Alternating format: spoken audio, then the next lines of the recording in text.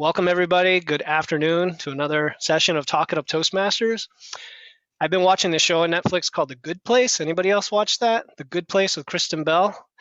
And it had their final season. We watched the series finale. The show stars Kristen Bell and Ted Danson. And besides being uniquely, demonically hilarious, it is ostensibly about the afterlife. It's one of those shows that appears shallow on the surface, but I always think it's very profound how it explores the nature of the human condition. Things like morality, ethics, basically what it means to live a good life. So I don't want to give the plot away, but I'll instead ask a question inspired by the 4 years of the show and its thought-provoking ending. If you could live forever, whether on Earth or in an afterlife, would living still have meaning? Would it be satisfying or fulfilling? Or is it the knowing that our lives are finite that makes living such a visceral, enriching experience worth every moment? Knowing that every day we need to get out of bed and get to it lest we waste the day ahead. Ted Danson's character on the show, Michael, said in one episode, quote, "What matters isn't if people are good or bad. What matters is if they're trying to be better today than they were yesterday." You ask me where my hope comes from? That's my answer. My hope is that all of us here in Toastmasters strive to be better leaders and communicators today than we were yesterday. And we do it by seizing each big, beautiful, special day. Starting with today's meeting. Our meeting is structured into 3 parts: speeches, table topics, and evaluations.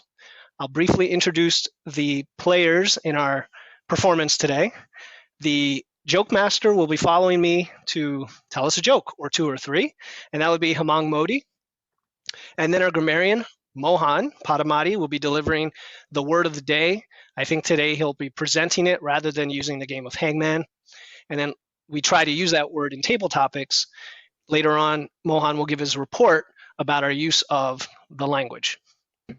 Our speaker today we have 2 speakers. We have Steve Shugdenis and Stephanie Henderson, both exciting, vivacious speakers who I can't wait to hear, and I'll be giving their introductions later on. Then we move into the middle portion, table topics, where Stephanie will put somebody on the spot who volunteers to be put on the spot, because that's what we do in Toastmasters to grow our skills. And then our general evaluator is Kate for today. She's relieved she didn't have to do Toastmaster again. And she will be leading the team of evaluators, including herself. She's evaluating Steve, followed by Sajith. Welcome, Sajith. You're there, right? I see you there. Sajith will be evaluating the second speech, which is Stephanie's. And then Mohan giving his grammarian report. Bethsaida will be doing the odd counter. Is this your first time doing that role? Yes. All right, congrats. Thank you for stepping up to that. We love that role because that's the only place in our whole week where we get to hear somebody criticize our use of uhs and ahs. Our timer today is Steve McGinnis. Thank you, Steve. Timing is very important, so let's all do our best.